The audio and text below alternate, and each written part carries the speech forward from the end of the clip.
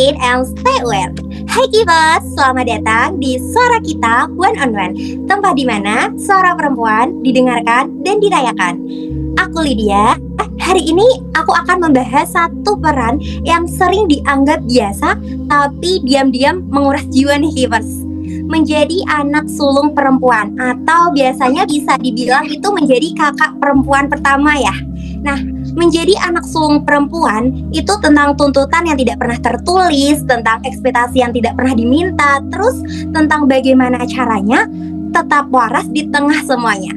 Nah, Kivers, episode kali ini tuh tentunya beda banget ya. Karena apa? Karena kita sudah kedatangan tamu yang sangat spesial. Kira-kira Kivers bisa nebak nggak tamu spesialnya siapa? Nah, hari ini kita sudah kedatangan tamu Kak Nurlita nih Kivers, yang mungkin ceritanya akan sangat dekat dengan banyak dari kalian semua di luar sana, terutama yang sekarang menjadi kakak perempuan pertama atau menjadi anak sulung. Langsung saja ya Kivers, kita sapa Kak Nurlitanya.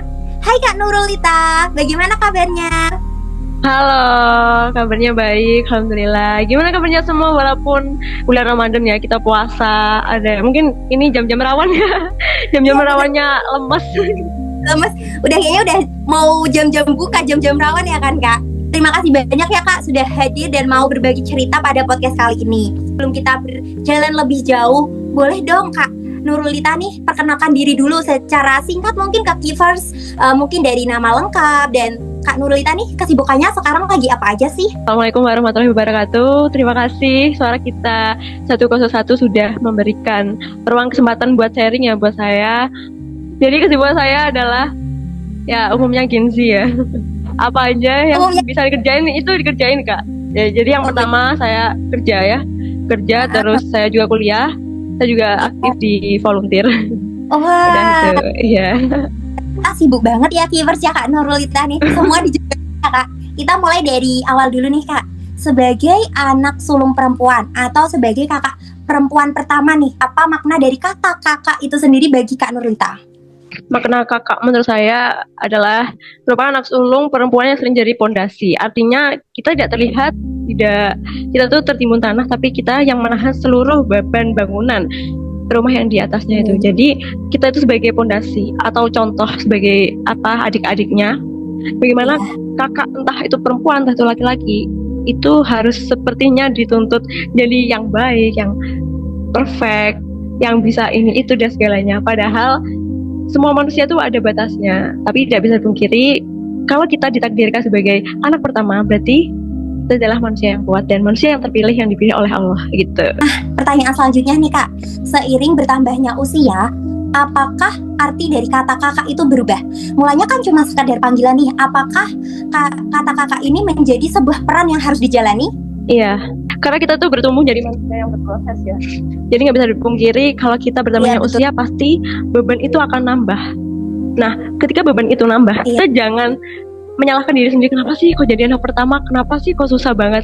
Jangan, karena kita kan punya agama, kita punya iman, dan sesungguhnya kekuatan itu tuh ada dari mana? Dari Allah. Kalau kita mengimani, bagaimana kita ibadah, berdoa. Nah di situ, setelah kita bisa kuat, sebenarnya kita kuat itu bukan karena kita sendiri, tapi karena Allah sudah menakdirkan kita sebagai anak pertama, jadi kita pasti bisa melewati itu semua. Jadi itu sering dianggap kayak anak pertama pasti biasa aja, udah biasanya kayak gitu, dia kayak ya udah dianggap semua achievement dia tuh udah dianggap biasa gitu. Terkadang ya beberapa orang tua ada yang seperti itu.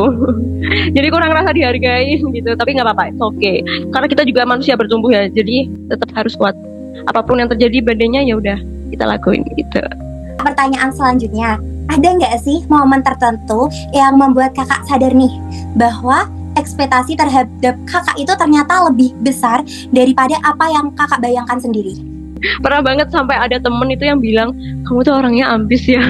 Padahal baru pertama kali kenal, nggak tahu ya apa yang dipikiran mereka. Mungkin karena saking produktifnya, tapi karena saya tuh punya prinsip ya, bagaimana kalau misalkan saya habis achievement ini, saya harus bertumbuh lagi. Jadi nggak akan kayak analogikanya kayak api, jangan boleh padam sebelum itu bagus gitu loh. Jadi seperti itu. Jadi saya tuh nggak tahu ya kenapa saya menuntut diri saya sendiri kayak saya tuh harus ini harus gini. Sebenarnya enggak. Tapi kita juga perlu tahu kalau kita itu ada batasnya, nggak boleh semuanya itu kita paksa. Tapi saya pernah sih berpikiran kayak, oh ini waktunya berhenti, karena memang tubuh seseorang itu nggak bisa dipaksa, fisiknya tuh nggak bisa dipaksa. Iya.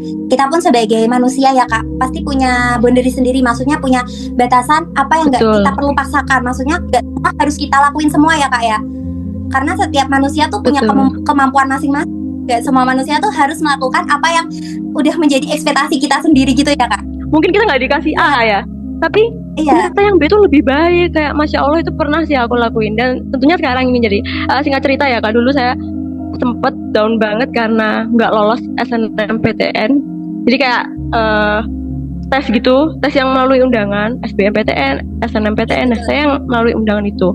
Saya pengen di salah satu universitas di Yogyakarta. Saya tuh pengen banget. Di situ saya, karena saya down, terus saya nggak produktif. Nah, itu memukul diri saya kayak, aduh, kehilangan jati diri, kehilangan identitas diri.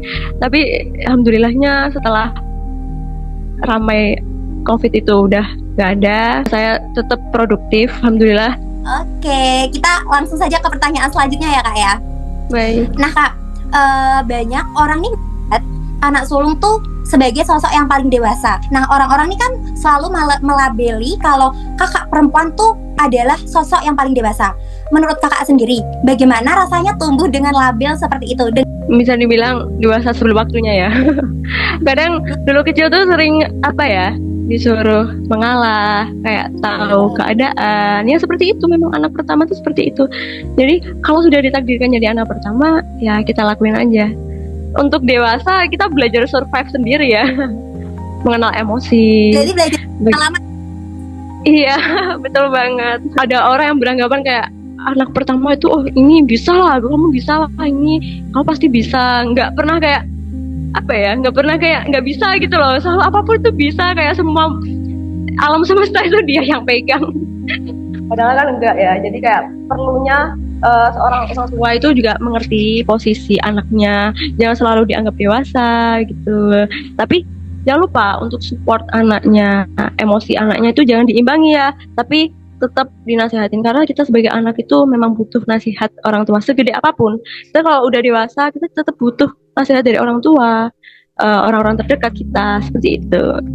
Jadi intinya ketika kalau anak dewasa, anak pertama ketika dewasa itu mikirnya ketika ada masalah itu bukan suatu ancaman, karena masalah itu membuat kita belajar bagaimana bisa mempelajari situasi yang sulit. Tapi setelah kita hadapi, kita bisa menerima dan semuanya everything will pass, seperti itu.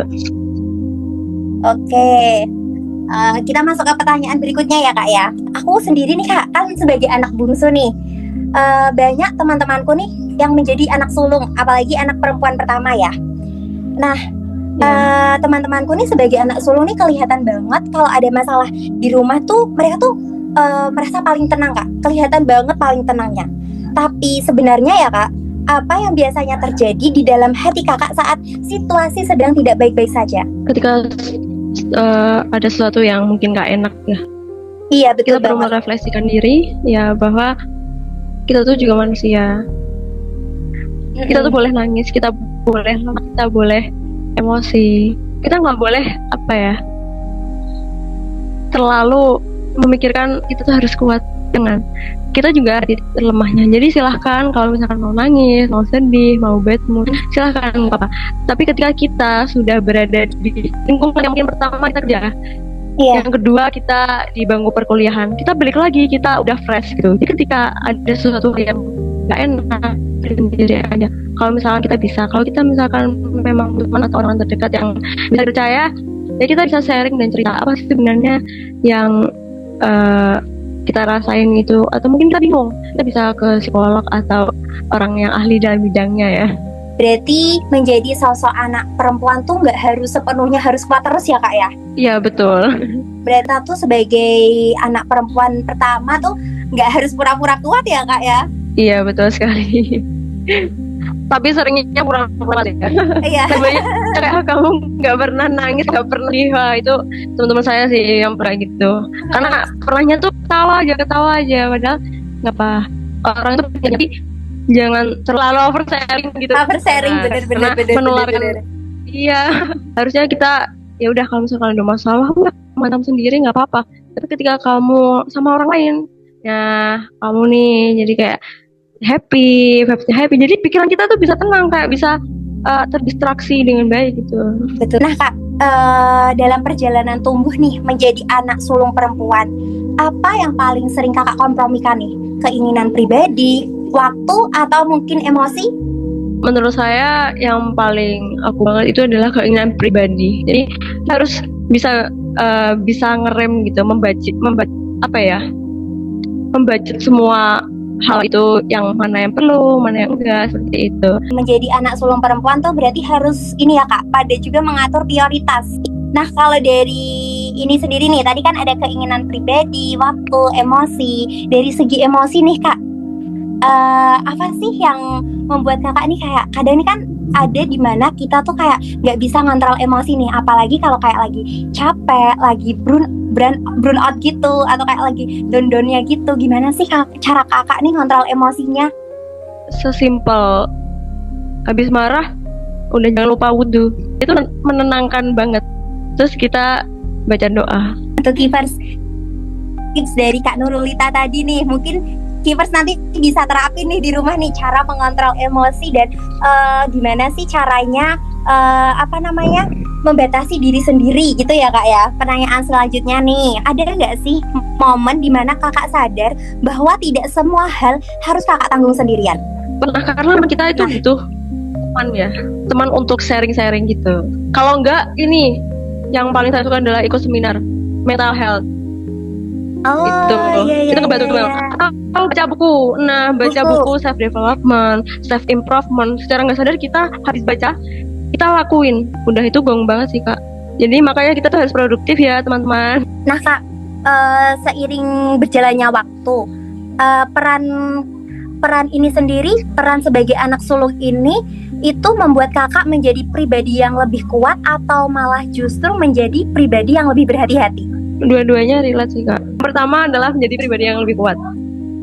Anak pertama itu sering dilihatin banyak cobaan ya. Entah dari pertama keluarga, yang kedua pertemanan, yang ketiga bagaimana kita mentalnya harus kuat ketika profesional di tempat kerja, kita menjaga mood ini dan sebagainya. Nah, itu kalau misalkan kita down, kita cuma sedih aja mengurung di rumah, di kamar, kita nggak akan berkembang.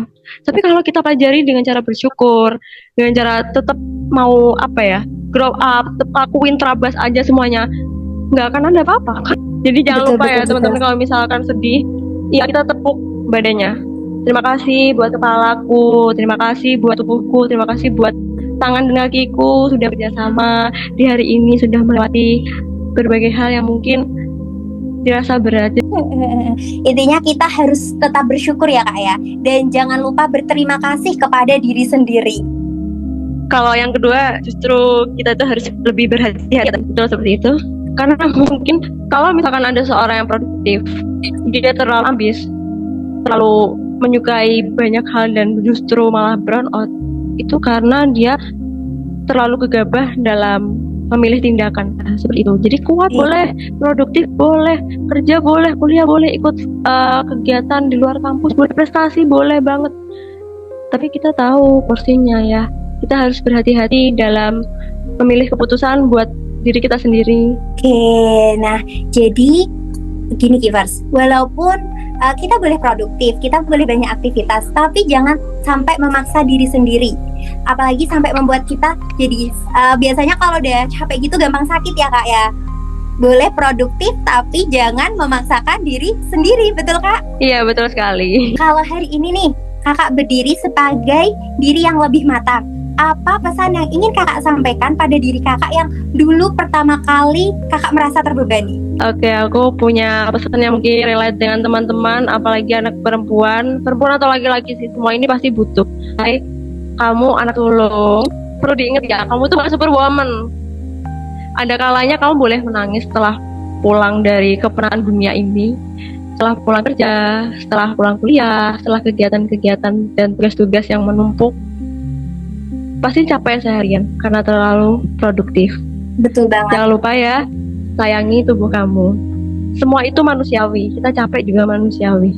Dan menjadi waras itu bukan tidak boleh capek ya, tapi tahu kapan kita harus istirahat tanpa berhenti. Nah Kak, ini pertanyaan terakhir nih. Menurut Kakak sendiri, apa yang seharusnya keluarga pahami tentang anak sulung perempuan? Menurut perspektif saya dan apa yang saya rasakan, yang pertama adalah nggak semuanya harus ditanggung anak sulung. Karena capeknya itu pasti ada batasnya. Karena anak sulung pun juga manusia. Iya, betul. Nah, jadi jangan semua dibebani ke anak pertama. Memang anak pertama itu pertama dewasa, yang kedua pemikirannya lebih luas. Karena dia belajar dengan hal-hal yang dia pelajari secara otodidak. Nah, seperti itu. Tapi perlu dibagi juga dengan anak-anak yang lain. Karena kalau misalkan selalu anak pertama, takutnya kena mental nih. Maksudnya apa ya, dia nggak tahu arahnya harus kemana. Apalagi ya Kak, jarang dinasehati gitu dari orang tua, dari orang dekat gitu. Jadi ketika ada teman sendiri itu udah tanya aja, kamu butuh apa, kamu mungkin butuh waktu, kamu mungkin butuh ini, kita tanya dulu, nanti kita baru bisa ambil tindakannya seperti itu. Karena Mungkin untuk mengakhiri episode ini, mungkin Kak Nurulita punya pesan nggak nih? Boleh disampaikan kepada teman-teman perempuan, khususnya anak sulung pertama. Gimana sih pesan yang mendalam untuk anak-anak perempuan di luar sana, anak sulung pertama? pesannya singkat saja. Ini untuk teman-teman perempuan di luar sana, khususnya yang dengerin cerita-cerita aku saat ini, walaupun singkat ya, khususnya sulung yang merasa punya banget, yang biarkan latar belakang keluarga kalian, siapa kamu di masa depan. Karena kita punya Tuhan, kita punya agama, jangan kita selalu merasa sendiri, karena Allah itu pasti akan kasih jalannya ke anak pertama. Ini bisa kita simpulkan ya Kivers ya, menjadi anak sulung perempuan tuh bukan berarti harus menjadi tembok yang tidak boleh retak ya Kak. Kita tuh tetap manusia, kita juga punya batasan. Nah, dan memilih menjaga kewarasan itu bukan berarti bentuk egois ya. Itu bentuk mencintai diri sendiri, mencintai diri sendiri dan mencintai apa yang sudah kita jalani. Betul. Mungkin untuk episode kali ini itu tadi yang bisa saya sampaikan dan Kak Nurulita sampaikan. Semoga dari episode ini bisa menginspirasi para kivers-kivers di luar sana, terutama anak perempuan pertama ya Kak ya. Untuk Kak Nurulita saya ucapkan banyak terima kasih karena sudah berbagi cerita yang inspiratif dan sangat-sangat mendalam pada hari ini. Kalian semisal punya cerita, langsung DM saja ke Instagram kita di @suarakita1on1 atau langsung DM ke email kita di @suarakita1on1@gmail.com. Terima kasih Kiver. See you next episode. Bye bye.